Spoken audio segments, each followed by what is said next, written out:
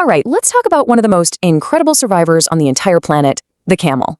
Seriously, these guys aren't just animals that live in the desert. They're like biological masterpieces. And today, we're going to find out exactly why. You've probably heard them called the ships of the desert, right? Well, that's not just some catchy nickname. For thousands of years, they were literally the only way to get people and, all their stuff across these huge, scorching hot landscapes, places where pretty much nothing else could even dream of surviving. So that's the big question, isn't it? How on earth do they do it? How does an animal not just get by, but actually thrive in places that are, let's be honest, trying to kill everything? Well, the answers are all baked into their incredible biology, these amazing evolutionary hacks. Okay, so let's jump right into the first major challenge of living in the desert. There's barely any food or water. It's a constant struggle, right? But the camel, it comes to this fight perfectly equipped to win. So, just imagine for a second.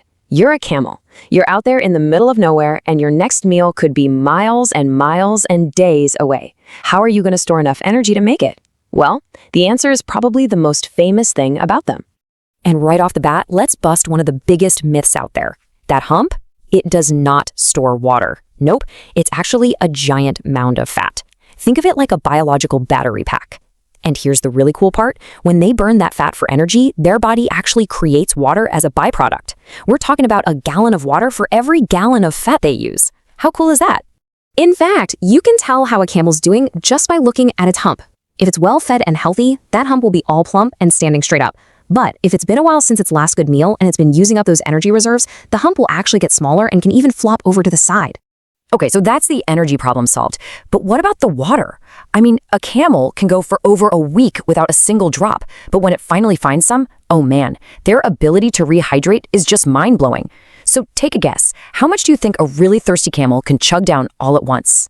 Get this. 40 gallons. That's basically an entire bathtub full of water, and they can drink it all in just a few minutes. It's because their red blood cells are really special. They're oval-shaped and super flexible, so they can swell up with all that water without bursting. It's an absolutely essential adaptation for them. But it's not just about what's going on inside the camel. The outside is just as impressive. They've got the perfect set of tools for dealing with the physical challenges of the desert. From the shifting sand to the spiky plants they have to eat. Think about it. You've walked on a sandy beach, right? It's exhausting. Your feet just sink right in. Now, imagine trying to do that for hundreds of miles while carrying a ton of weight on your back. So how do they manage it?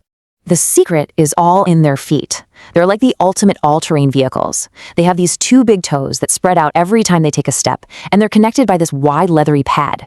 It works exactly like a snowshoe, spreading their weight out so they kind of float on top of the sand instead of sinking.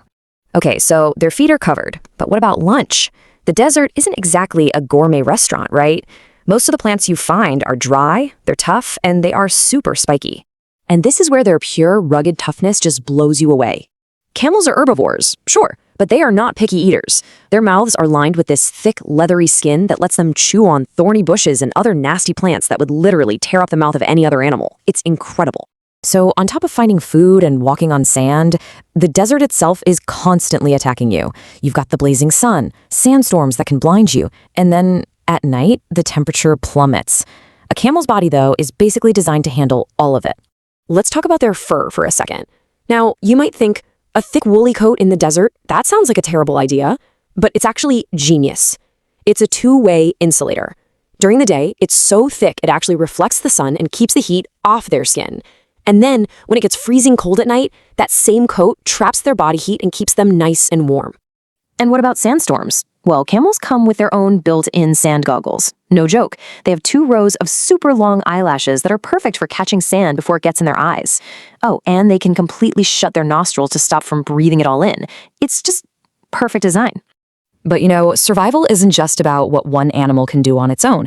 For camels, it's also about being part of a community, not just with other camels, but in this really important partnership with people. Yeah, camels are really social creatures. They hang out in herds, usually with one dominant male leading a group of females and their babies, called calves, and they're always talking to each other with all these different sounds, grunts, moans, you name it. And that social nature leads us to their incredible connection with humans, which is honestly one of the most important animal partnerships in all of history.